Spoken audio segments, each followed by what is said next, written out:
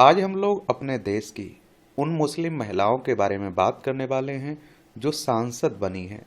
तो इनके बारे में एक सामान्य जानकारी देखते हैं, जानते हैं। देखिए, हमारा प्यारा भारत है, हमारे पड़ोसी में आप देखिए पाकिस्तान, अफगानिस्तान, चाइना, नेपाल, भूटान, बांग्लादेश, म्यांमार आपको देखने को मिल जाएगा। तो दिसंबर 1954 में यूगोस्लाविया के राष्ट्रपति मार्शल टीटो भारत की यात्रा पर आए तो जिस तरह से मध्य प्रदेश में कोटरी की विधायक मेमुना सुल्तान ने उनका स्वागत किया, प्रधानमंत्री जवाहरलाल नेहरू ने उसी समय तय किया कि मैं मुना को विधानसभा नहीं बल्कि लोकसभा में होना चाहिए। अगर आपको विधानसभा और लोकसभा का चुनाव लड़ना है तो आपकी उम्र कम से कम 25 साल होनी चाहिए। अधिकतम उम्र की कोई सीमा नहीं रखी गई है।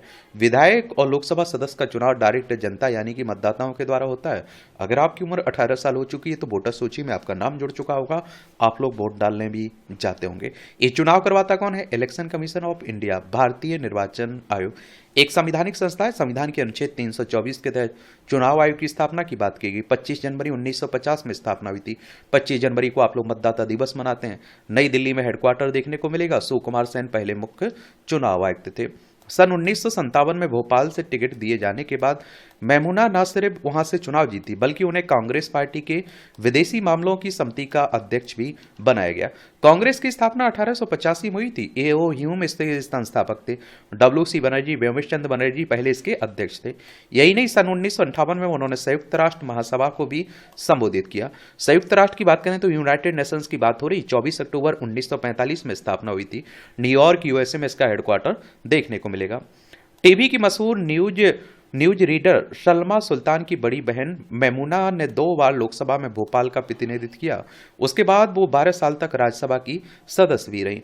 हाल ही में रशीद किदवई और अंबर कुमार घोष की किताब प्रकाशित हुई, missing from the house Muslim women in the Lok Sabha, जिसमें उन्होंने मेमुना सुल्तान के अलावा उन 17 मुस्लिम महिला सांसदों की जीवन पर नजर दौड़ाई जिन्होंने लोकसभा चुनाव जीता। लोकसभा में मुस्लिम महिलाओं का प्रतिनिधित्व। रशीद किदवई और अंबर कुमार घोष लिखते हैं कि सन 1951 में हुए पहले लोकसभा चुनाव से अब तक सिर्फ 18 मुस्लिम महिलाएं लोकसभा में पहुंची सकी। ये देखते हुए कि देश की कुल आबादी में तकरीबन 7% हिस्सा मुस्लिम महिलाओं का है।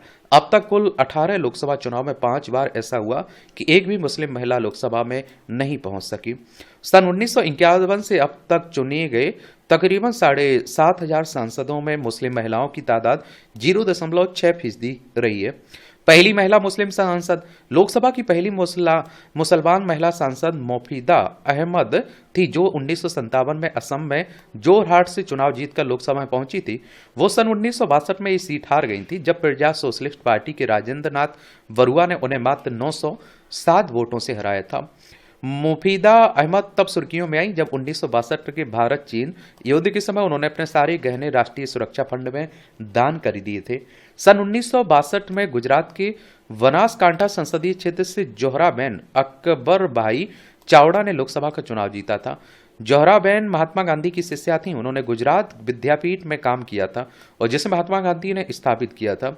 उन्होंने अपने पति के साथ मिलकर भील आदिवासी समुदाय की सेवा के लिए सन 1948 में सर्वोदय आश्रम की स्थापना की। बेगम अकबर जहां कश्मीर के नेता शेख अब्दुल्ला की पत्नी बेगम अकबर जहां 2 बार सांसद बनी थी। पहली बार सन 1977 में श्रीनगर से और फिर 1984 में अनंतनाग से। उनको कश्मीर में अब तक मदर ए मेहरबान कहकर याद किया जाता है। जब सन 2000 में उनका निधन हुआ तो प्रधानमंत्री अटल बिहारी वाजपेयी, गृह मंत्री लालकृष्ण आडवाणी उनके अंतिम संस्कार में भी भाग लेने श्रीनगर पहुंचे थे। केंद्रीय मंत्रिमंडल ने उनकी मृत्यु पर शोक व्यक्त किया था। शेख अब्दुल्ला की गिरफ्तारी के दौरान वह 2 साल तक कोडई कोनाल में उनके साथ रही थी। 1977 में पूर्व मंत्री मोइन उल हक चौधरी की पत्नी रसीदा हक चौधरी सिलचर लोकसभा क्षेत्र से कांग्रेस के टिकट पर चुनाव जीतकर लोकसभा में पहुंची थी। आजादी के बाद वह पहली महिला मुस्लिम मंत्री बनी जब 1979 में चरण सिंह ने उन्हें समाज कल्याण राज्य मंत्री के तौर पर अपने मंत्रिमंडल में शामिल किया था। जब देवराज अरस ने इंदिरा गांधी के खिलाफ विद्रोह किया तो वह अरस कांग्रेस में शामिल हो गई। लेकिन जब 1980 में रसीदा ने दोबारा सिलचर से चुनाव लड़ा तो वह इंदिरा कांग्रेस के संतोष मोहन देव से चुनाव हार गई थी। ये मोहसिना किदवई और आजमगढ़ का उपचुनाव। 1977 में इंदिरा गांधी की लोकसभा चुनाव में हार के बाद सत्ता में उनकी वापसी का पहला संकेत मिला आजमगढ़ से। इस उपचुनाव में इंदिरा कांग्रेस की उम्मीदवार थी। प्रदेश कांग्रेस अध्यक्ष रही मोहसिना किदवई। सत्ता से बाहर हो चुकी इंदिरा गांधी खुद उनका चुनाव प्रचार करने आजमगढ़ गई थी।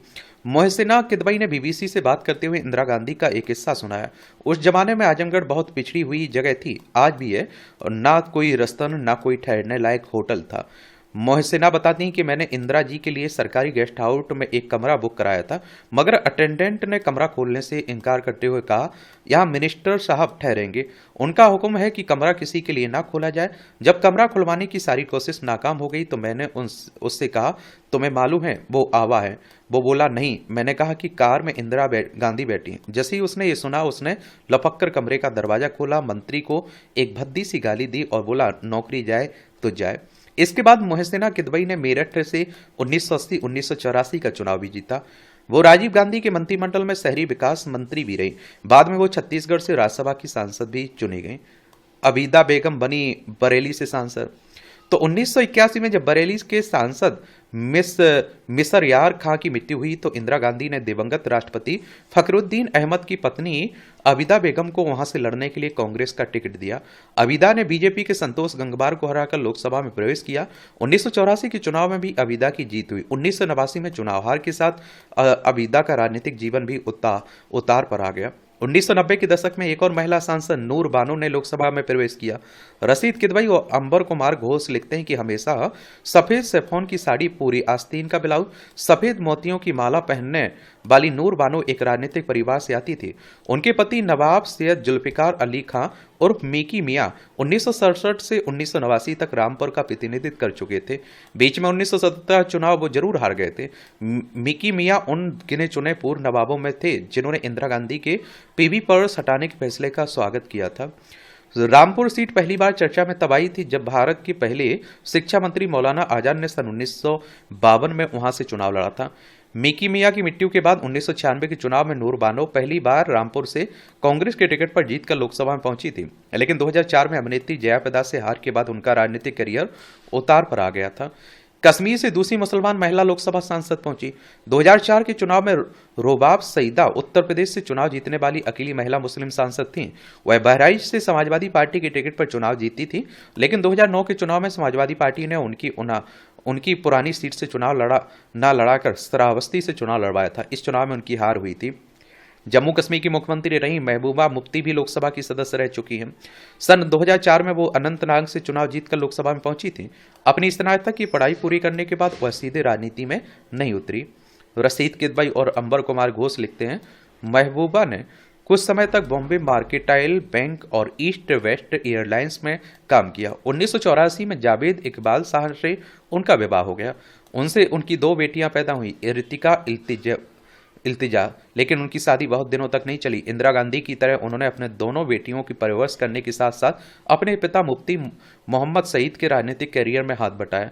अक्टूबर 2023 में उन्हें चौथी बार पीडीपी का अध्यक्ष चुना गया।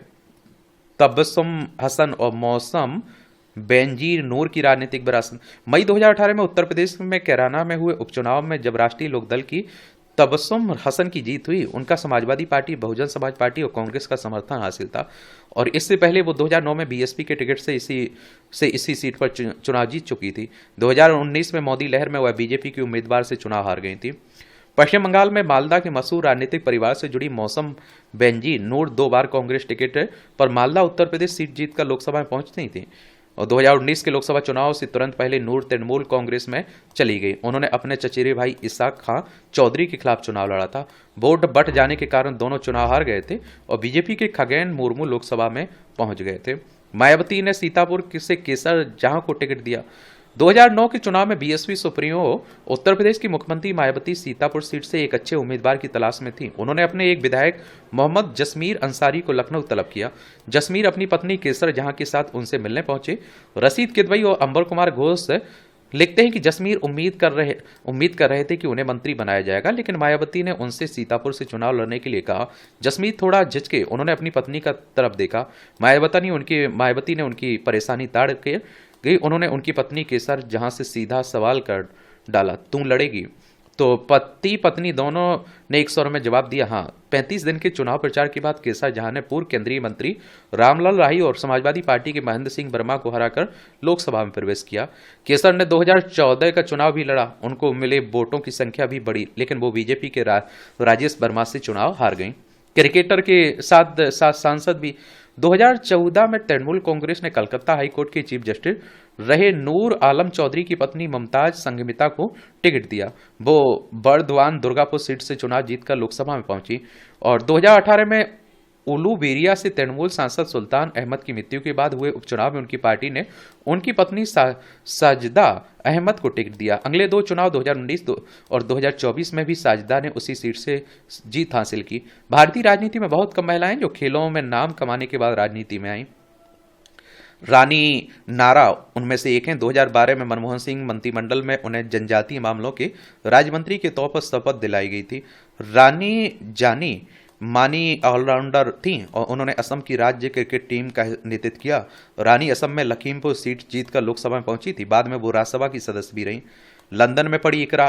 तृणमूल कांग्रेस ने बंगाली सिनेमा की सुपरस्टार नुसरत जहां रूही को भी टिकट दिया। वो 2019 में बसीरहाट चुनाव क्षेत्र से 3.5 लाख वोटों से चुनाव जीतकर लोकसभा में पहुंची थी और लोकसभा में उनकी गैर हाजिरी को लेकर काफी आलोचना हुई। उनकी उपस्थिति सिर्फ 22% रही। उन्होंने सिर्फ 11 बहसों में भाग लिया। 18वीं लोकसभा में कैराना से चुनी गई इकरा हसन समाजवादी पार्टी के टिकट से जीती। इकरा एक तो सबसे युवा सांसदों में से एक थी। उन्होंने लंदन के मशहूर school of oriental and African studies में से अंतर्राष्ट्रीय राजनीति कानून की डिग्री ली है और इससे पहले वह दिल्ली के मशहूर लेडी श्रीराम कॉलेज से पढ़ चुकी हैं। अपने भाषणों और लोकसभा में सक्रिय भूमिका से उन्होंने राजनीतिक विश्लेषकों का ध्यान अपनी तरफ खींचा है। इकरा एक राजनीतिक परिवार से आती हैं। उनके दादा चौधरी अख्तर हसन 1984 में अपना पहला चुनाव लड़ रही मायावती को हराकर कांग्रेस की टिकट पर कैराना से चुनाव जीते थे। उनके पिता मुनव्वर हसन 1996 में समाजवादी पार्टी के टिकट पर चुनाव जीतकर लोकसभा पहुंचे थे। बाद में वो बहुजन समाज पार्टी में चले गए थे। उनकी मां तबस्सुम हसन भी कैराना से सांसद रह चुकी। उनके भाई नाहिद हसन समाजवादी पार्टी के विधायक हैं। अधिकतर महिलाएं सांसद राजनीतिक परिवारों से रहीं। इन 18 महिला सांसदों मुस्लिम सांसदों में से 13 राजनीतिक परिवारों से आती हैं। इनमें से अधिकतर महिलाएं पश्चिम बंगाल, उत्तर प्रदेश, असम से हैं। देश के अन्य राज्यों से उनका प्रतिनिधित्व ना के बराबर है और ये तब है जब भारत में कम से कम 101 सीटों में मुस्लिम मतदाताओं की संख्या 20% से अधिक है। 75 सालों में मात्र 18 मुस्लिम महिलाओं का लोकसभा में पहुंचना महिला सशक्तिकरण राजनीति में महिलाओं की सहभागिता पर बड़े सवाल भी पैदा करता है।